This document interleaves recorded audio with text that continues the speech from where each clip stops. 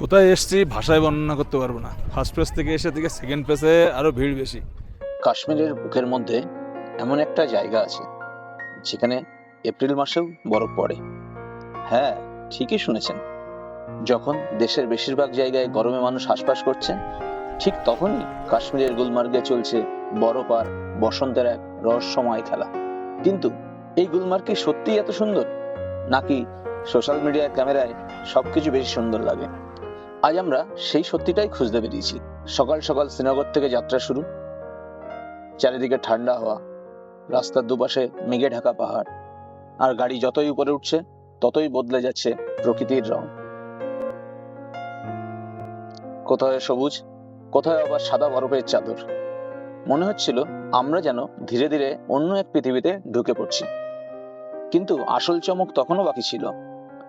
হঠাৎ রাস্তার এক বাঁক ঘুরতেই সামনে যা দেখলাম, কয়েক সেকেন্ডের জন্য আমরা সবাই চুপ হয়ে গেছিলাম। এপ্রিল মাসে এত বরফ, এত সুন্দর দৃশ্য, সত্যি বলতে ক্যামেরা কখনো সেই অনুভূতিটা পুরোপুরি তুলে ধরতে পারবে না। আর তারপর শুরু হলো আরো বড় অ্যাডভেঞ্চার, গুলমার্গ গন্ডোলা রাইড। পৃথিবীর অন্যতম হাইয়েস্ট কেবল কার, যার মধ্যে বসে আমরা ধীরে ধীরে উঠছিলাম বরফে ঢাকা পাহাড়ের দিকে। নিচে ছোট হয়ে যাচ্ছিল পুরো গুলমার্গ, আর সামনে শুধু সাদা মেঘ আর বরফ। কিন্তু একটা সময় এমন কিছু ঘটলো যেটা আমরা একদমই আশা করিনি।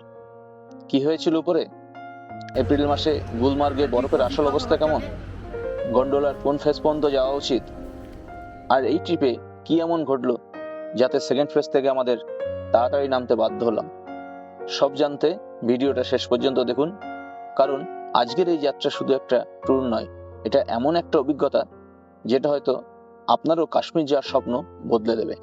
তাহলে প্রস্তুত তো? চলুন শুরু করা যাক আজকের অসাধারণ সফর, গুলমার্গ, যেখানে বরফ আর বসন্ত একসাথে গল্প বলে। ভিডিওটি ভালো লাগলে অবশ্যই লাইক করবেন, চ্যানেল সাবস্ক্রাইব করবেন, আর কমেন্ট করে জানাবেন আপনি গুলমার্গের বরফ দেখতে চান নাকি সবুজ উপত্যকা।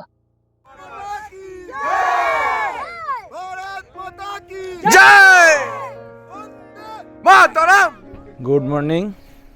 আজ 6 এপ্রিল। এখন যাচ্ছি গুলমার্গে, কিন্তু বেরিয়েছি খুব সকালবেলা, বাজে 6টা। কারণ ওখানে 2-3 কিলোমিটার লাইন পড়ছে, যার জন্য সকাল সকাল রওনা দেওয়া, যতটা আগে কেবল কারে যাওয়া যায়। যদি কেবল কারের গন্ডোলা কারের যদি টিকিট না থাকতো তাহলে কোনো ব্যাপার না, যখন খুশি গেলেই হতো। কিন্তু গন্ডোলা কারে প্রচুর লাইন পড়ছে। চলুন তাহলে। তবে গুলমার্গ রওনা হওয়ার আগে একবার চলুন আমরা শ্রীনগরে যে হোটেল উঠেছিলাম সেই হোটেলটা একবার দেখে নিই। হোটেলটা একদম ডাল লেকের পাশে। ডাল লেকের যে 1 নম্বর ঘাট, সেখান থেকে 1 মিনিটের হাঁটা দূরত্বে এই হচ্ছে আমাদের হোটেল। এটাকে হোটেল বলা ভুল হবে, এটা কিন্তু আসলে একটা হোমস্টে, রোলেক্স পেইং হোমস্টে। হোমস্টেটা কিন্তু ভারী সুন্দর। দেখুন, এটা হলো বসার জায়গা। এখানে বসেই আমরা সকাল সন্ধ্যা আড্ডা দিতাম। খাবার দাবার এখানেই খাওয়া দাওয়া হতো, দারুণ আড্ডা চলতো, গল্প গুজব হতো, সঙ্গে খাওয়া দাওয়া হতো। সময় যে কখন কেটে যেত নিজেরাই জানতাম না।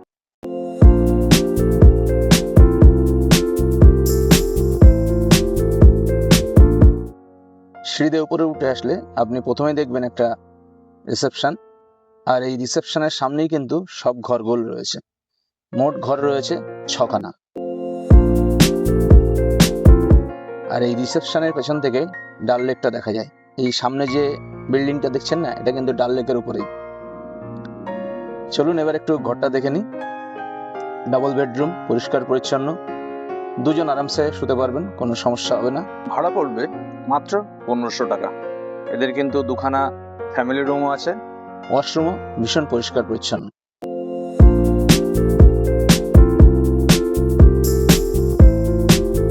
শ্রীনগর শহর ছাড়িয়ে আমরা পৌঁছালাম ট্যানমার্গে।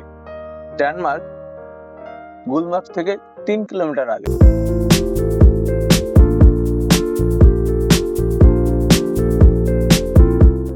আপনি যদি বরফে যাওয়ার জন্য কোনো ভারী জামা কাপড় ভাড়া নিতে চান কিংবা জুতো ভাড়া নিতে চান, সেটাই ট্যানমার্গেই পেয়ে যাবেন। আমরা খুব সকাল সকাল গিয়েছিলাম, যার কারণে কোনো ঘর খোলা ছিল না। অতি কষ্টে একটা ঘর খোলা পেয়েছিলাম, সেখান থেকেই আমরা ভাড়া নিয়েছিলাম। জুতো দিয়ে, জ্যাকেট দিয়ে আপনার থেকে ভাড়া নেবে 400 টাকা। কিন্তু পরবর্তীকালে এই 400 টাকাটায় অনেকটা কমে পেয়েছিলাম। গুলমার্গে সমস্ত দোকানপাট খোলার পরে যখন ওখানে জিজ্ঞাসা করেছিলাম, সেক্ষেত্রে ভাড়া বলেছিল জ্যাকেট দিয়ে জুতো দিয়ে 200 টাকা। জানি না আমাদের আগে থেকে নেওয়া ছিল সেটা দেখে তারা ভাড়া কম বলেছিল কিনা, সেটা বলতে পারবো না।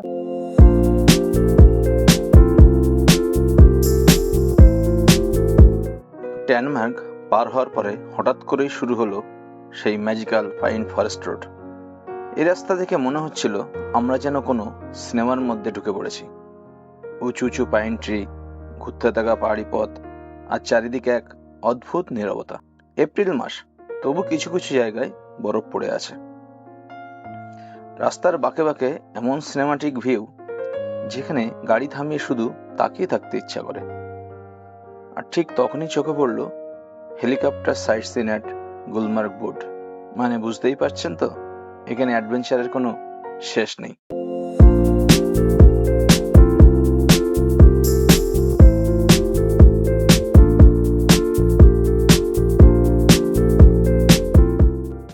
প্রায় 2 ঘন্টা 30 মিনিট পর আমরা গুলমার্গ এসে পৌঁছলাম। শ্রীনগর থেকে গুলমার্গের দূরত্ব হচ্ছে 50 কিলোমিটার, আর গুলমার্গের উচ্চতা 8500 ফুট।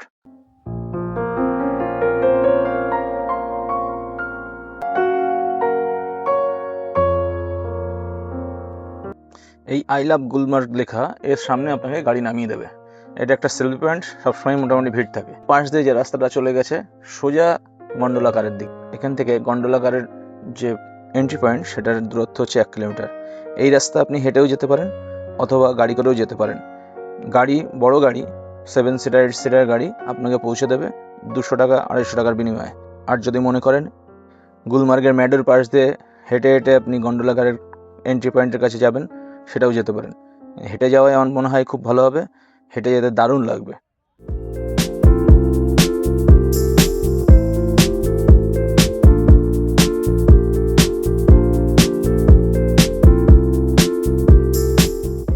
অবশেষে এসে পৌঁছলাম বিখ্যাত সেই গুলমার্গের গন্ডোলাকারের কাছে। কিন্তু যেটা আশা করে এসেছিলাম সেটা হয়নি। এসে তো দেখছি যথেষ্ট লাইন আছে। সকাল সকাল এত লাইন, তাহলে বেলা বাড়লে কি অবস্থা হবে সহজেই আন্দাজ করা যায়। যাই হোক, যতক্ষণ লাইনে ছিলাম ততক্ষণ কিন্তু আশেপাশটা দেখতে ভীষণ ভালো লাগছিল। গুলমার্গ তো নো ডাউট খুব সুন্দর, মানে যেদিকে তাকাবেন সেদিকটাই ভালো লাগবে। লাইনে দাঁড়িয়েছিলাম মোটামুটি ধরেন আধ ঘন্টা মতো, তা আমাদের একটুও বোর লাগেনি। আশেপাশের দৃশ্য দেখতে দেখতেই সময় কেটে গেছিল।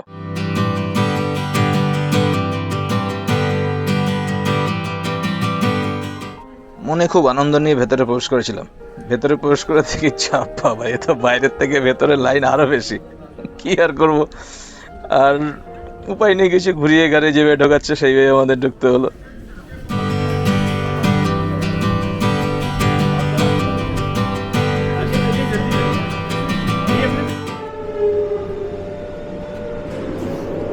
সকাল 6টায় রওনা দিয়ে এখনো এই লাইন, গন্ডোলাতে ওঠার লাইন, একদম গন্ডোলার সামনে রয়েছে দাঁড়িয়ে। এখন দেখা যাক কি হয়, যাই তারপর দেখা যাবে।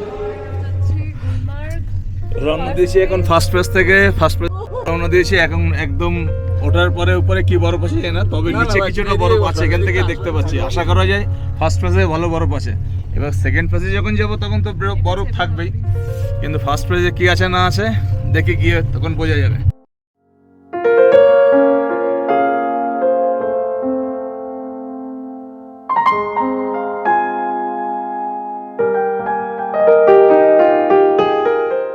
আমরা যত উপরে উঠছি নিচে গুলমার্গ তত ছোট হয়ে যাচ্ছে। গন্ডোলাকার থেকে সে দৃশ্য দারুণ। কাশ্মীর আসলে কিছু করেন না করেন গন্ডোলাকারের রাইডটা অবশ্যই করবেন। লাইফ টাইম এক্সপিরিয়েন্স হয়ে থাকবে, দুর্ধর্ষ লাগবে।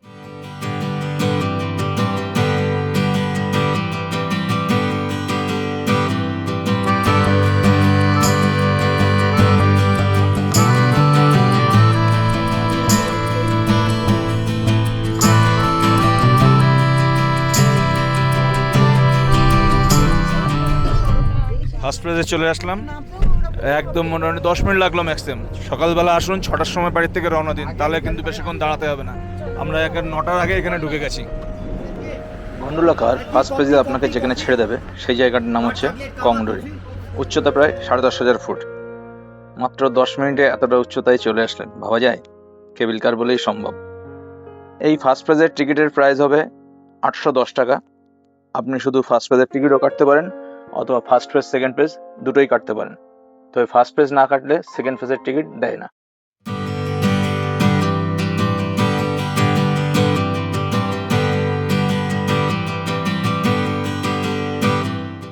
এপ্রিল মাসের 6 তারিখ, কিন্তু সেরকম বরফ কিন্তু খুব একটা ফার্স্ট ফেজে নেই। আপনি এই সময় যদি আসেন তবু ফার্স্ট ফেজে বরফ পেয়ে যাবেন, সেকেন্ড ফেজের টিকিট না কাটলেও চলবে। কিন্তু আপনি এপ্রিল মাসের 15-20 তারিখের পরে যদি কাশ্মীর আসেন, সেক্ষেত্রে অবশ্যই সেকেন্ড ফেজের টিকিট কেটে তারপর আসবেন, নতুবা কিন্তু নিচে কোনো বরফ পাবেন না। হ্যাঁ, মুখ করতে পারবে, ওর মধ্যে চা মেশা হয়ে যাবে, বরফ গুলো একটু জল যাচ্ছে। কেবিল কার থেকে নামার পরেই বিভিন্ন সব লোকজন আমাদের ঘিরে ধরলো, না মারার জন্য না। কেউ বলছে স্লেজ চড়বেন, কেউ বলছে ফটো তুলবেন, কেউ বলছে রিল বানাবেন। এদের যা উৎপাত, আপনাকে কোনো মতে 1 সেকেন্ডের জন্য দাঁড়াতে দেবে না। মানে এরা সবসময় মৌমাছির মতো আপনার পেছন পেছন ঘুরে বেড়াবে। দাদা এই করুন, দাদা ওই করুন, দাদা ওইদিকে বরফ বেশি, দাদা এদিকে বরফ কম। সে আপনাকে জ্বালিয়ে মারবে। আপনি না করতে চাইলেও আপনাকে সবসময় পেছন পেছন ঘুরে বেড়াবে।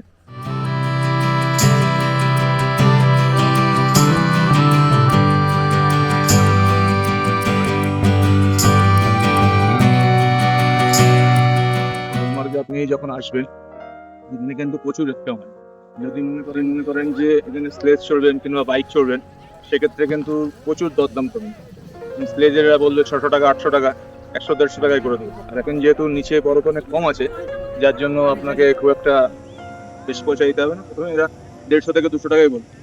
আর একটা যেটা হচ্ছে গিয়ে, এখানে অ্যাক্টিভিটি কিন্তু প্রচুর আছে। এটিভি বাইক আছে আপনার, তারপরে স্লেজ আছে, আইস স্কেটিং আছে, রিলস তো আছে। রিলস এটা 500 টাকা করে বললে রিলস সেখানে 100 টাকা 150 টাকায় হয়ে যায়। আপনি যত দরদাম করতে পারবেন তত সুবিধা হবে। আর যেটা বলছি সেটা হচ্ছে গিয়ে, এই সময় এখানে খুব একটা বরফ কিন্তু পাবেন না ফার্স্ট ফেজে। সেকেন্ড ফেজে বরফ বেশি পাবেন। তবু এখানে যা আছে যথেষ্ট আছে। আপনি অ্যাক্টিভিটি করলে যথেষ্ট মজা করতে পারবেন। অনেক কিছু আছে, বরফ জায়গায় জায়গায় আছে, জায়গায় জায়গায় নেই। সৌন্দর্য দারুণ। তবে আমাদের কপাল খারাপ, আমাদের পিছু ছাড়ছে না মেঘ। আমরা যেখানে যাচ্ছি মেঘ আমাদের সেখানেই থাকে। আমাদের সঙ্গে সঙ্গে যেটা আমাদের পেছন পেছন মেঘ চলে আসছে, সমস্ত জায়গায় বৃষ্টি পেয়েছি। এখন এখানে গুলমার্গ আসার পর এখন বৃষ্টি হয় সেটা এখন দেখেন। বৃষ্টির নামে একটি মেঘ রয়েছে আকাশে, বৃষ্টি কিন্তু প্রচুর নামতে পারে। এখানে মোটামুটি যা আছে লোক, সেই লোকের যা দেখবেন সেটা সবই রিল বানাতেই ব্যস্ত। সব যে যার মতো ঘুরছে, কেউ স্বামী স্ত্রী নিয়ে ঘুরছে, কেউ একা একা ঘুরছে। মানে আপনি এইসব দেখেই সময় কেটে যাবে। আসবেন, একটু হাতে সময় নিয়ে আসবেন, সকালবেলা যতটা পারবেন তাড়াতাড়ি রওনা হবে।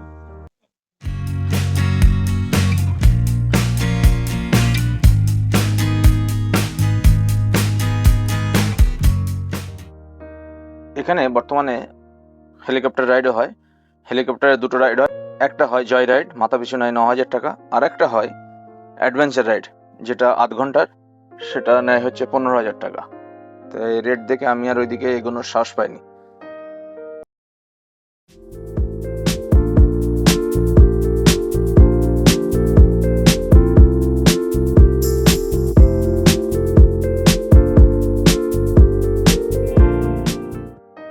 অনেক সকালে বেরিয়েছি, কিছুই খাওয়া হয়নি।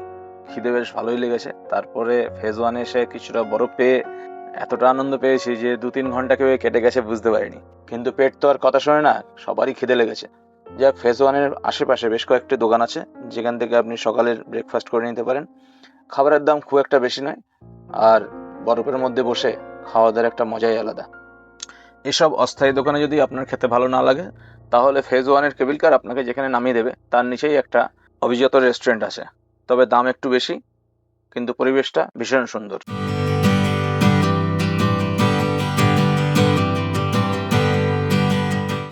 এই রেস্টুরেন্টের সামনেই রয়েছে সর্বসাধারণের জন্য ওয়াশরুম।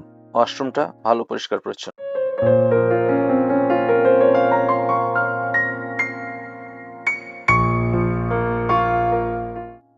ব্রেকফাস্ট সেরে আমরা রওনা দিলাম ফেজ 2 এর উদ্দেশ্যে। সেখানেও যথারীতি লাইন, তবে লাইনটা অত্যধিক কম ছিল, বেশিক্ষণ আমাদের সময় লাগেনি।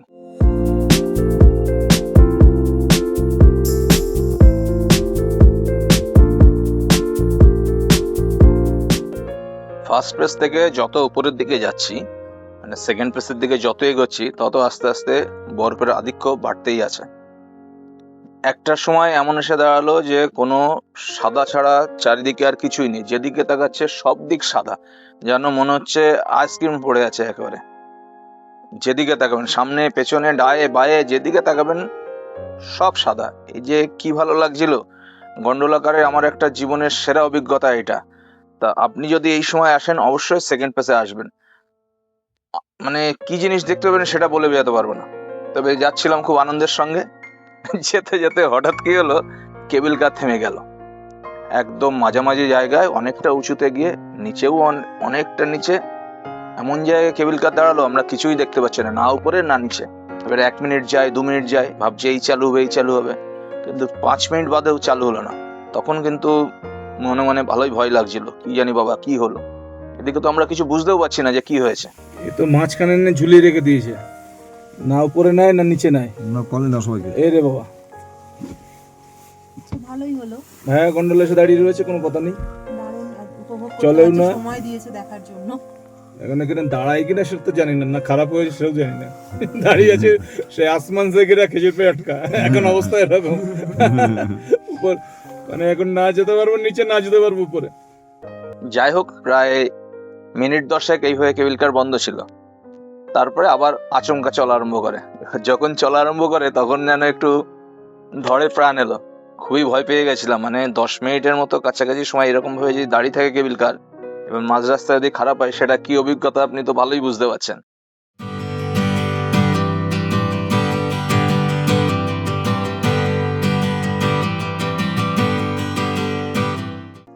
কোথায় এসছি ভাষায় বর্ণনা করতে পারবো না। ফার্স্ট পেজ থেকে এসে থেকে সেকেন্ড পেজে আরো ভিড় বেশি।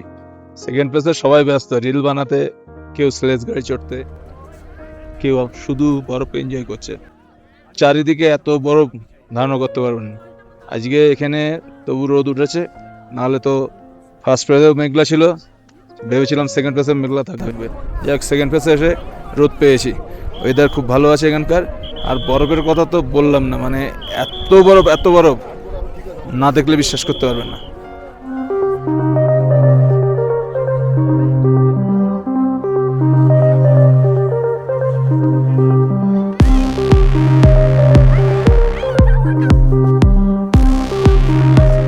যেমন ঠান্ডা, হাড় কাঁপানো ঠান্ডা, ওরকম ঠান্ডা লাগছে, সেরকম হাওয়া, আর তার সঙ্গে হালকা হালকা বরফ পড়ছে, কিন্তু রোদ আছে। মানে অদ্ভুত ওয়েদার। হ্যাঁ, অনেক অ্যাক্টিভিটি আছে এখানে। তবে হ্যাঁ, এখানে অ্যাক্টিভিটি কিন্তু রেট প্রচুর হাই। এখানে কাশ্মীরে যত ক্যাশ নিয়ে আসবেন তত আনন্দ করতে পারবেন। এরা এই জন্য এখানে লোকালে বলে ক্যাশ মোর, যত ক্যাশ নিয়ে আসবেন তত আনন্দ করতে পারবেন। তো আর একটা কথা যেটা হচ্ছে গিয়ে, এরা রেট কিন্তু খুব বাড়িয়ে বলে, আপনি যতটা দরদাম করতে পারবেন করে নেবেন। মানে মোটামুটি 1000 টাকার জিনিস 300-400 টাকায় চলে আসে। আপনার বার্গেনিং এর স্কিলের উপর সবকিছু নির্ভর করছে, যতটা বার্গেনিং করতে পারবেন ততটা ভালো।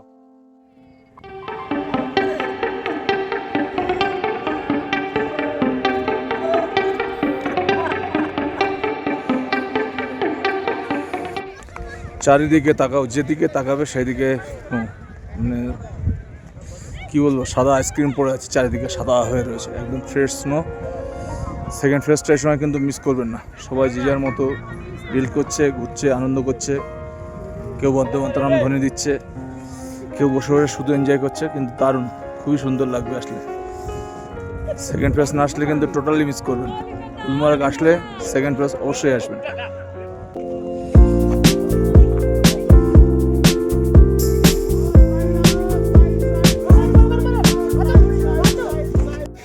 বরফের মধ্যে আমরা কিন্তু ভালোই মজা করছিলাম। একে বরফ ছুঁড়ে মারা, ওকে বরফ ছুঁড়ে মারা, নাচ গান করা, যত রকম আনন্দ করা যায় সবগুলোই আমরা চেষ্টা করছিলাম করার। কিন্তু হঠাৎ বাদ সাধলো ওয়েদার, মারাত্মক স্নোফল শুরু হলো। এবার সে আমরা কিছুতেই দাঁড়াতে পারছি না। মানে প্রথমে একটু আস্তে আস্তে শুরু হওয়ার পরে লাস্টে মানে তুষার ঝড় শুরু হয়েছে। আর এদিকে সেনাবাহিনীর লোক যেই ঝড় আরম্ভ হয়েছে সঙ্গে সঙ্গে পুরো ফাঁকা করে দিয়েছে। সব তাড়াতাড়ি করে কেবল কারে ওঠার জন্য সবাইকে রিকোয়েস্ট করছে, সবাইকে তুলে দিল। আমরা আবার কি করব, ঝড়ের মধ্যে কেবল কারে উঠে সোজা নিচে।